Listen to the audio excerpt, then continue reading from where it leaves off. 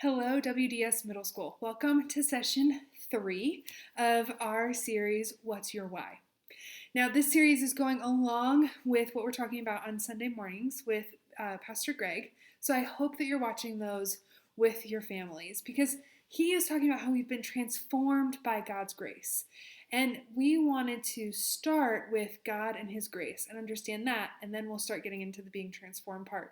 But it's so important for you to be watching those services with your family. So you can find them on our YouTube page. Greg sends out an email each week, but I encourage you to watch those services with your family. Now, as we've been talking about, what's your why? Why does God, why does His grace, why does that stuff matter? And the first week we talked about the existence of God. Like, okay, God exists. And we wrestled with how do we know that God exists? And then the next week we talked about can we trust Him? Can we trust this God? Is He a good God? And this week I want to talk about, do we need Him? Do I need this God? Do I need to have a relationship with Him? Now, God is so good and perfect, right? We learn that when we read our Bibles, that He is good and perfect and kind and just, all these wonderful things. And He's created this beautiful world for us to be in, right? A world that includes like rocks like this for us to enjoy, right? He's created this world for us to enjoy. He has given us plants, right? That have beautiful flowers on it. I'm going to have a flower on my plant soon, 2 flowers soon, right? He created these things for us to enjoy and that would bring Him glory, right? To look at these things and be like, oh, wow, God, you were so good. You're so beautiful. He gave us things like my dog Rosie, right? For me to enjoy. I bribed her with a bone, which she smelled immediately. He created a world with music and that I was just listening to, right? And love, this amazing world for us to enjoy and for us to have a relationship with Him. He wanted us to be able to have a relationship with Him. But we have a problem. We have a sin problem. We talked about last week how God had multiple choices, but the only choice where love would exist was if He created a world in which good and evil existed. And oftentimes we find ourselves choosing evil. And our world has been marred. It's been changed by sin. My dog, who I love and is wonderful, is not the best listener, right? Sometimes I look at her and I'm like, I think you might be sinful, right? Because she's bad. The rock that I have in my room, it gets covered in dust. This plant will die, especially when I forget to water it, right? Sin has changed our world. And it's changed us. It changes us. And it goes all the way back to Adam and Eve. Right? They were in the garden and things were perfect. And they were able to walk with God in the garden. And they had one rule. One rule. It could have fit on this index card, right? They could have put the one rule on the index card. Do not eat from the tree of the knowledge of good and evil. But they questioned God's goodness. Well, does He really mean that?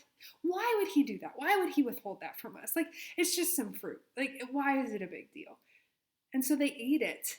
And their disobedience, their act of disobedience in breaking that one rule, sin entered the world.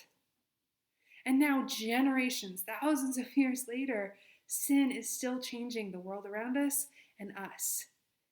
It causes us to turn away from God. It dishonors Him. He created this perfect and good world, and then because we choose sin, we aren't living out what He created us to be.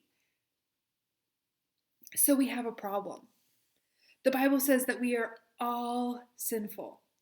Romans 3:10 says, "No one is righteous, not even one. No one is truly wise. No one is seeking God. All have turned away. All have become useless. No one does good, not a single one." Right? Like I said, this is a problem. We have a sin problem. And it's a problem because it ruins our relationship with God. A relationship with Him can't look the way it intended. All of this good and perfect stuff has been marred by sin. And not to mention that the penalty for sin is death. Maybe there are things that as I'm talking, you are being convicted of. Things you know that you shouldn't do, but you do anyways. We as humans try to categorize sins as some being worse than others, but to God, they're all the same. Murder, stealing, okay, those are bad. Disobeying your parents, lying, gossiping, looking at the things online that you probably shouldn't have looked at, or watching something on TV that your parents said probably wasn't a good idea, or listening to music, right? Even music, which is this good, beautiful thing that God gave us. Even the things we listen to can not be great for us to hear or for our hearts, right? Sin is this problem that we have. But then what do we do about it? And we're going to talk about the what do we do about it next week. But this week I want to take some time for us to understand the reality of sin in our lives. What is sin? What does it look like? And then, do I need him? Because I'm sinful, do I see my need for him? Because when we understand our own sinfulness, our own brokenness, then we see we need him. Like that hymn says, I need thee every hour. Oh Lord, I need thee. But that's something for you to wrestle through. Do you see sin in your life? Do you feel like you need God? That you need him? Now, as we've been talking, maybe these lessons have brought up a lot of questions for you. And you're thinking, yeah, I've thought about this for a while and I have more questions. The 20 minutes we spent was not long enough. Let us know. You can contact me. I went for a walk this week at a park, all bundled up, and walked with one of you and was able to talk about the things that that student was wrestling with. You can call your small group leader. Talk to your small group leader.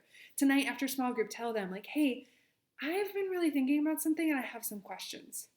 We love Jesus and we love talking about him and we love you. And so we want to spend time talking to you about these things and answering any questions that you might have. So now, as you go to your small groups, I encourage you to wrestle with, do you need God? And do you understand the reality of sin?